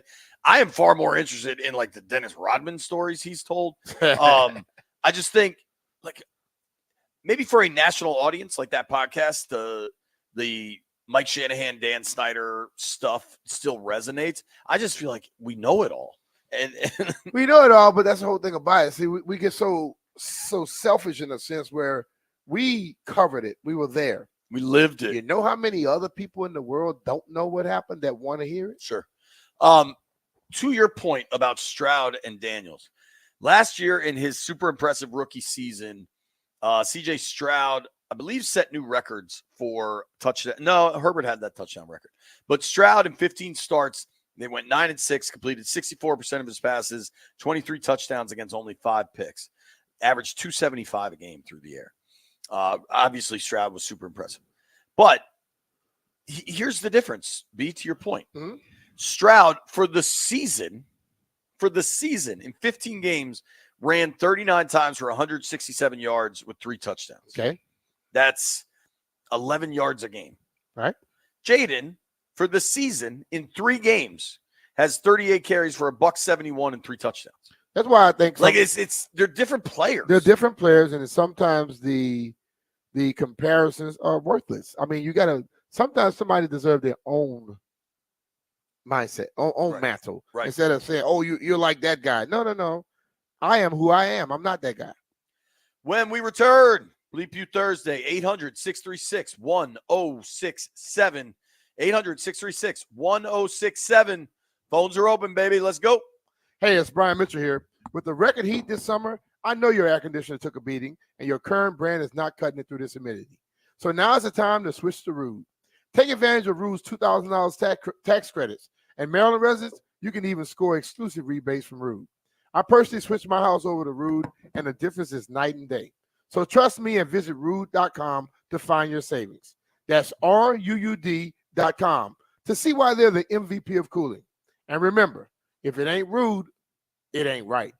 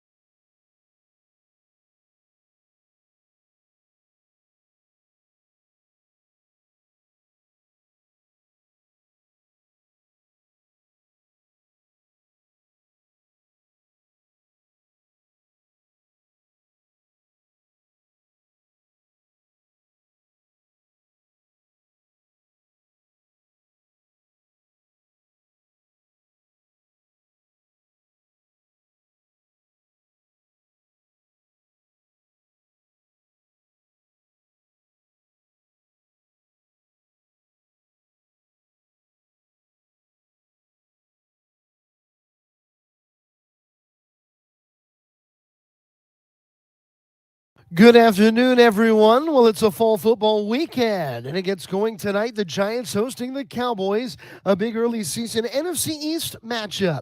Each team 1-2 on the year, and 8:15 kick from the Meadowlands. Listen to Westwood One coverage on the team 980. Now tomorrow, Virginia Tech, they look to spring a big upset at 4-0 Miami. Coverage starting at 5:30 for a 7:30 kick on the team 980. Saturday, Maryland is at Indiana, and 11 a.m. airtime for a noon kickoff on the team 980. There are two local schools looking to go to 4-0 on Saturday. Navy is at UAB at noon. JMU will host Ball State at 1:30. And Sunday, the Commanders will be in Arizona for a 4:05 kick. Running back Austin Eckler will miss the game due to a concussion. We are just about a half hour away from coverage of Nationals baseball here on The Fan. Patrick Corbin will be on the hill for Washington for a 105 first pitch against the Royals on what is the final week of baseball's regular season. Today will be the final ever A's game in Oakland, a 3:37 first pitch.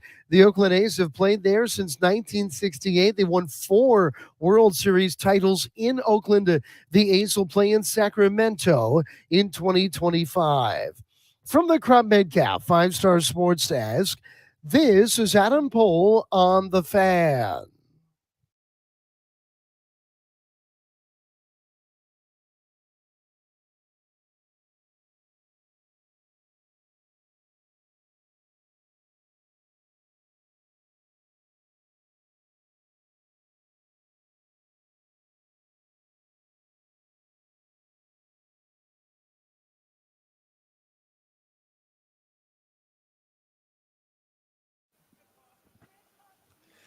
I was with I'd still be with That's some. BMitch and Finlay, 1067 The Fan. It is high noon in the District of Columbia, 9 a.m. in Arizona, and the sun is up.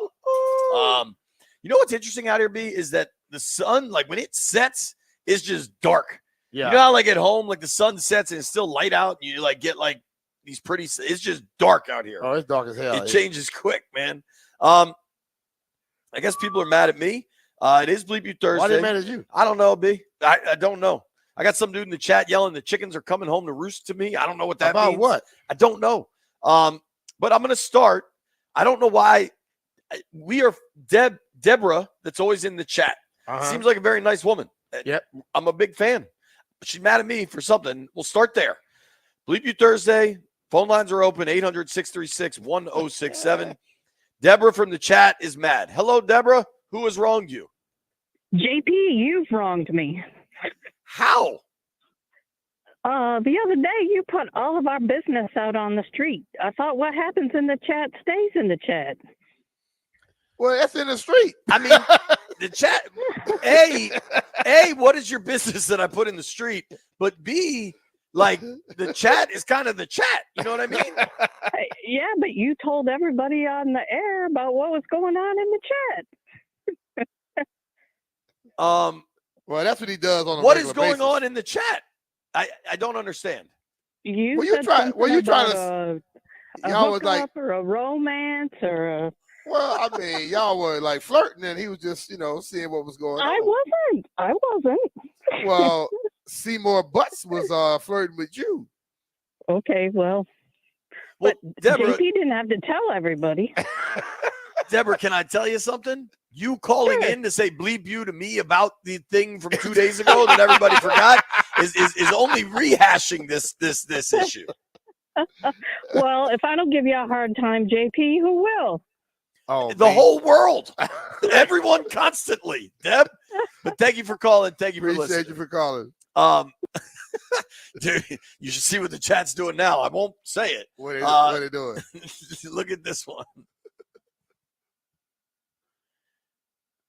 Oh, Robbie in the chat says, got to bleep Vegas this week. 3-leg parlay from Monday didn't hit solely because of the Jayden Daniels kneel to end the game that dropped his rushing yards under 40. That's a tough How is that L, on man. Vegas though.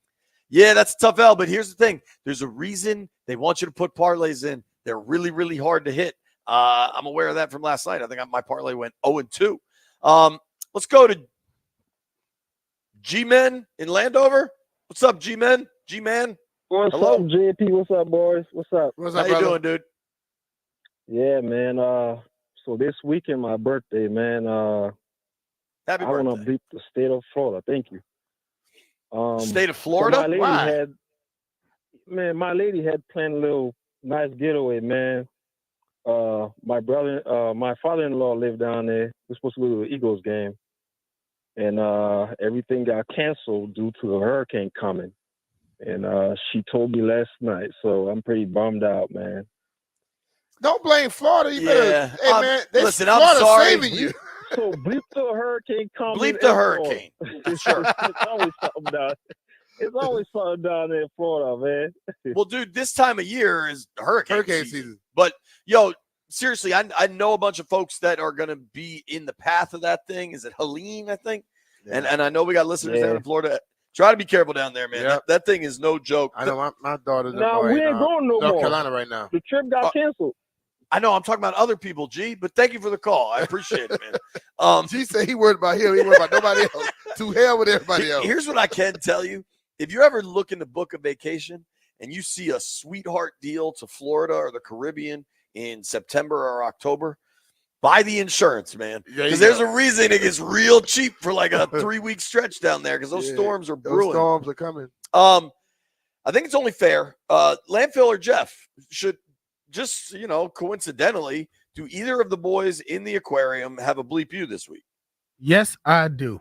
Oh, hey, Jeff. wow. What's up, bud? Okay, so first my bleep you. Okay, so Actually, all of my bleep yous are going to JP Finlay.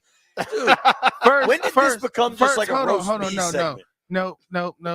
First, bleep you, JP Finlay, for starting that rumor that I wanted to get Terry McLaurin traded, and now you got people like Tailgate Ted taking pictures and editing "I love Ravens" on my shirt.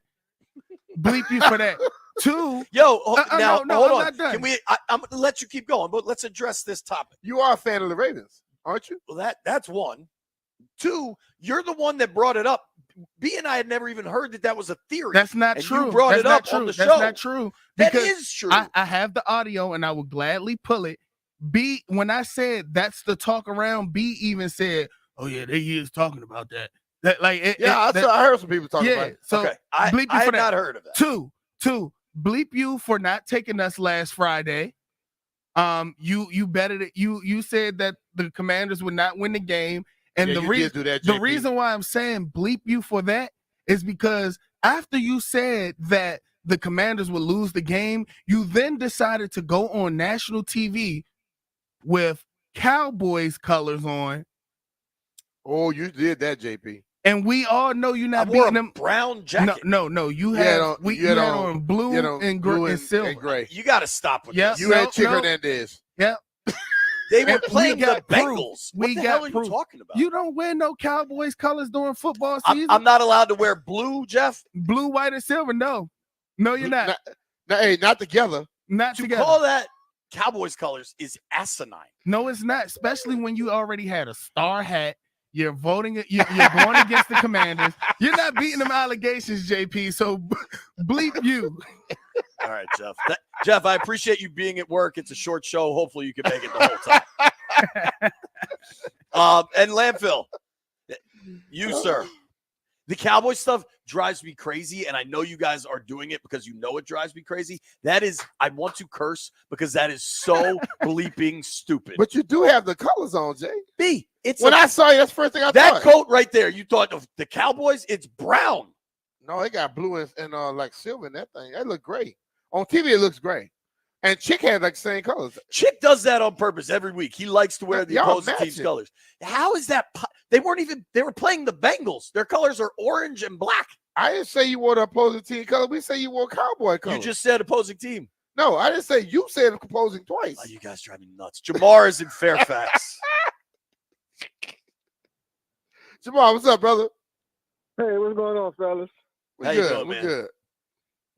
Good. Hey, I called in earlier this year. My boy, it was also Bleep You Thursday. Oh, no, it was actually BMitch anything. He was talking trash about B. Otis. He's a Cowboys fan. Man, let me just say, first off, he was sick on Monday. We got a group chat. and he just fell all the way out of it by halftime. But anyways, he's a huge Cowboys fan. I just been getting a lot of encouragement. I've been feeling real good, inspirational by you guys, calling them badass, by DQ calling them badass this morning as well. So I just wanted to bleep you to all Cowboys Nation out there. And yeah, Tyler Badass is truly a badass. I like brother. that. Thank you. Cowboys Giants tonight. Oh yeah. That should be a Who good am I one, man. pulling for? Who do you think needs to win more? I told you the Cowboys. Yesterday I told you Cowboys. Because Cowboys are the ones with the aspirations. The Giants have no playoff aspirations. Not going into this season. They might think they do, but we don't think they do. I don't think they do. Bleep you to landfill for the tweet from BMitch and Finlay. What he tweeted? Hold on. Why do you say bleep you to me? Well, who sent it? You or Jeff? I don't know who runs that account. I'm sure you don't. Maybe it's Cody. Cody, don't you have a job? Phone lines are open. I think Cody has a job.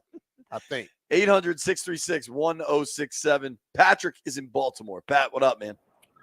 What's up, guys? I got two of them. One is for people who still don't know how to drive and try and cause accidents daily. There's a special place and you know where for them. And the second one is for parents who don't parent their children and just let them act crazy all the time. It's just annoying, and I feel like it's a never-ending. It never stops. It's annoying as hell. I'm with you there. It's having young kids and like trying to make it in the world is difficult.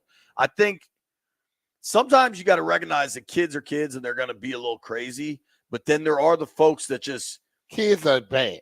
No, the parents of the bad kids are the ones that need to be blamed, though. You also got to watch your kids. Like there are people that if you go to a restaurant or the pool or something, they're like, all right, do what you want. And then they just go off and do their own thing. Nah. That drives me crazy. Like, to be honest with you, they do that because they want you to do something. 100%. You be trying to save their kid, and then they'll be trying to sue you. It's I see interesting kids out running there. around be like, yo, watch your kid. Right.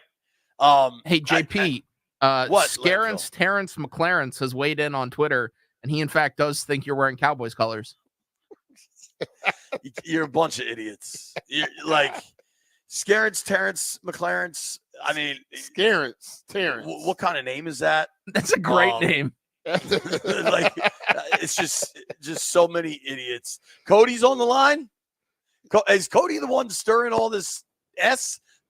Cody, don't you have a job? No. Hey, whoa. Calm down, JP. You're the one wearing Cowboys colors. I'm glad you guys are having so much fun. Hey, I do have a question. I don't like stirring the pot, but is it a Yes, you do. coincidence that the alumni are getting involved and the Commanders are winning?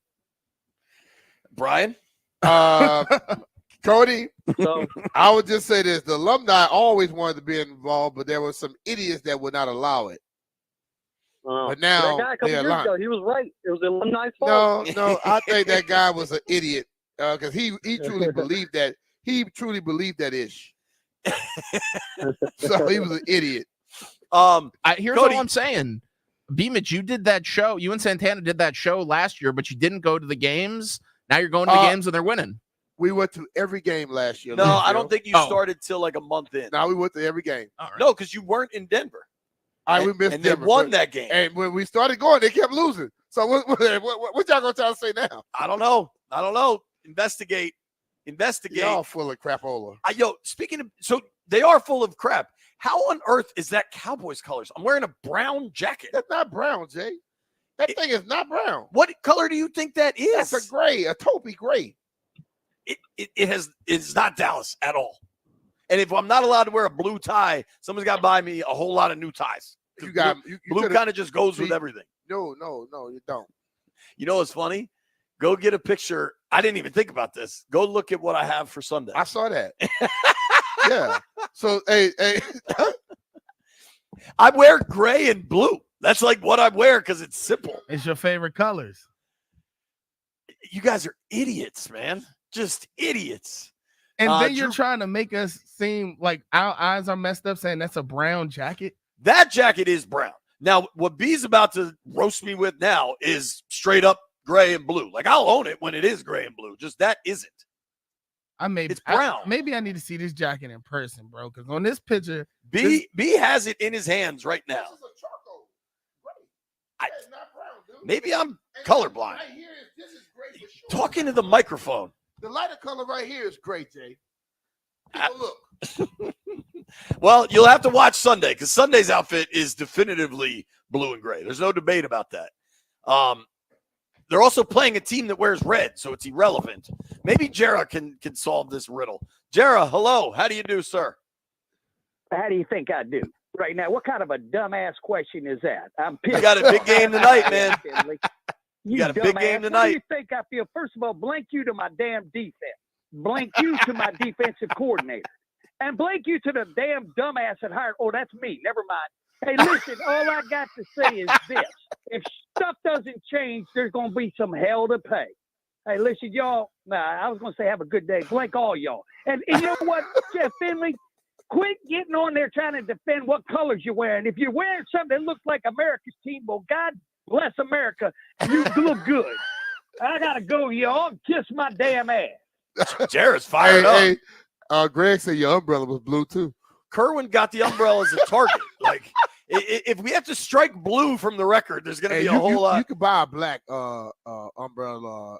I didn't buy the umbrella. Target I had in no Dallas? plan for the rain. Target in Dallas? That was Target in Cincinnati, you bunch of idiots. Dallas North. Hey, look, everything I saw in Cincinnati, people wore was black and orange. Let CK know that I quit. Just to let him know. I can send in a retirement email. Drew is on line 3. Hello, Drew. How do you do? Hey, JP. Hey, we may be piling on a little bit too. You know, we love the show and the Commanders coverage, but we got a little bit of a bleak view because this weekend has the biggest college football game of the season, and instead of hearing anything about that, we got to hear about some kind of crazy hotel room. So, you're right. You're right. Roll Tide. Georgia, Bama this weekend in Tuscaloosa. B. Who do you like? Georgia. It's the first time Bama's been a home dog in a long time. I said Georgia. He hit it. It's probably on delay. Drew's headed down there. You kill us. We're Roll Tide. We're gonna get this, BMitch. All right. I got you. My mom. All right, Drew. We got to hang up on Drew because all I can hear is feedback from his car. Thank you for calling, Drew. My mom just texted me, keep defending yourself, JP. They're being really hard on you, but it is hysterical. There you go, mommy. Get him.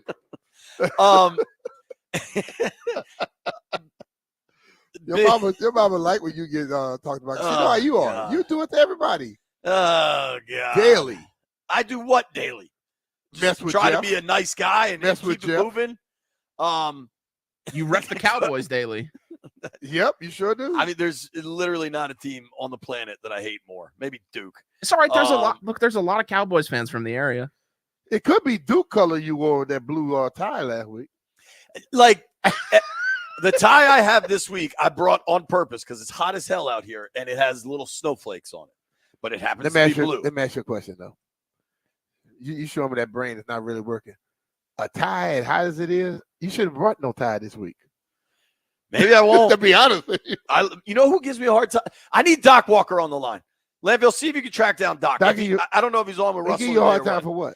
Doc is the one that always compliments how I look on television. Okay, Because well, I dress nice. Well, Russell doesn't start till 2, bro. I'm just going to tell you, bro. When it's 109 degrees, you take off more clothes. We're You gonna don't put on inside, more. B. It'll be nice and cool in the Okay, well, State Farm I hear Stadium, you. whatever it's called. Hey, man, it's a sports event. Relax sometimes. To hell with all that. No, I will continue to wear nice clothing. And if you idiots think it has anything to do with a football team, you are incorrect. We know you're undercover. That's all. That's good. You're out of your mind. Bama, Georgia this weekend. Plus, some news that I think Landfill's really going to like when we return.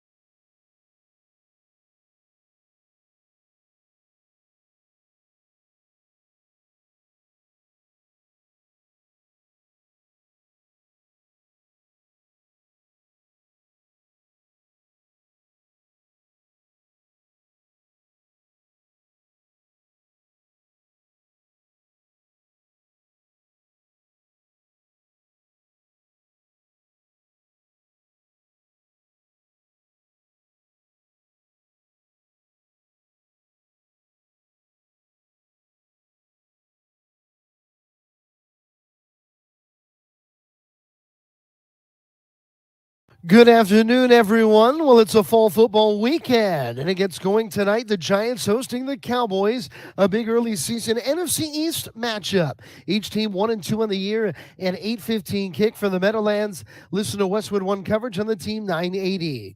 Now tomorrow, Virginia Tech, they look to spring a big upset at 4-0 Miami. Coverage starting at 5:30 for a 7:30 kick on the team 980. Saturday, Maryland is at Indiana, and 11 a.m. airtime for a noon kickoff on the team 980. There are two local schools looking to go to 4-0 on Saturday. Navy is at UAB at noon.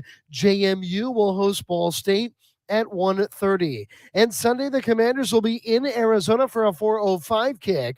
Running back Austin Eckler will miss the game due to a concussion. We are just about a half hour away from coverage of Nationals baseball here on The Fan. Patrick Corbin will be on the hill for Washington for a 105 first pitch against the Royals on what is the final week of baseball's regular season. Today will be the final ever A's game in Oakland, a 3:37 first pitch. The Oakland A's have played there since 1968. They won 4 World Series titles in Oakland. The A's will play in Sacramento in 2025. From the Crop Medcalf 5-Star Sports Desk, this is Adam Pohl on The Fan.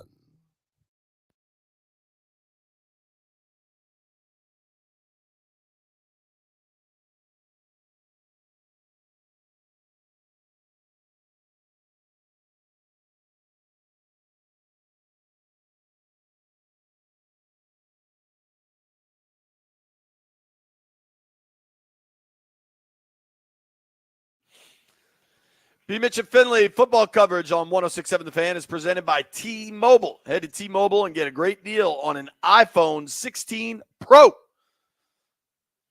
All right, B. Big game tonight, man. Yep. NFC East on the line. Cowboys, Giants. I think the Giants win, dude. I think Dallas has real problems. I think they can't run the ball and they can't stop the run. I hope they play for a tie. 0-0. I'll take both of them teams going 3-3. That would be the score. I think the Giants are not a threat. If the Commanders are going to make a run at this NFC East or whatever, if that's what you're thinking. No, I just don't like either one of them. I get that, but I want to watch a game. Somebody's going to – I doubt it ends in a tie. Probably won't, but, I can find things to entertain me watching that game. Gambling. That's what's going to entertain me. Landfill, we got some news. Brian and I talked about this, and I think it's going to matter most to you. And we wanted to give you the floor. Patrick Corbin starting today for the Washington Nationals. You're going to hear it in just minutes here on The Fan. Nats playing the Royals. The Royals really need wins down the stretch here to try to – I think they're still clinging to hope of an AL wild card. They may have clinched by now, honestly. But it's Patrick Corbin's last start, Landfill. I know this might be emotional for you. So I did just want to let you have a chance to say what you need to say. Let it all out, Landfill. I mean, look, the only thing I really have to say about Corbin, he's been pretty awful the last few years there, but he was big in the year they won the World Series, and that's really what matters. That's really what matters, man. There you go. What else matters specific to Patrick Corbin is that Dum Dum the Stallion paid $1,000 for a signed Patrick Corbin jersey. He doesn't make a lot of smart decisions. How much you think you could sell that Corbin jersey for? Probably about $10. I bet it's a signed jersey, and the guy won a World Series. For the World Series, it's from that year? I believe it might even be from what? Does he even know if it's from that year? Yeah, he knows, but he think he knows. I bet whose investment is better? My investment into INND or Stallion's into Stallion got you. Yours in the negative already. Somehow I lost another 4 cents. Yeah. Shout out to Patrick Corbin. I've been in that clubhouse enough to know that he's a pro and certainly kind of a class act, I would say. All the people that cover baseball every day all say he's done an admirable job of just maintaining his sense of professionalism during his struggles. he's going to be really rich and probably out of baseball, and maybe he just gets to go chill. Well, he is really rich. Right. So good for Patrick Corbin. We got to make some bets. Let's do it. Heard it here first.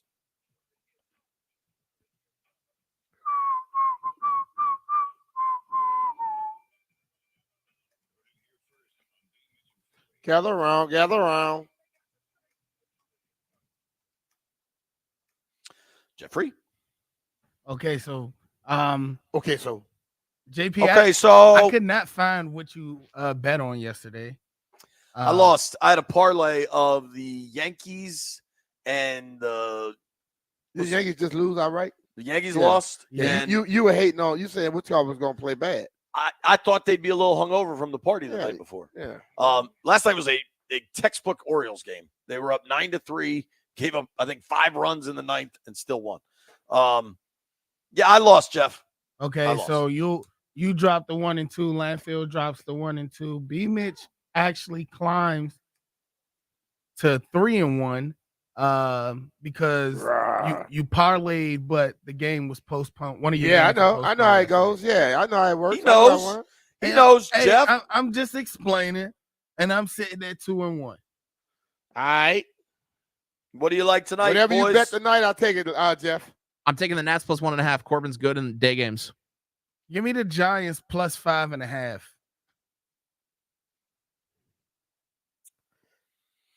J-Dogs forever. Even though you fried me all damn day, I'm also taking the Giants plus 5.5. All right, me too.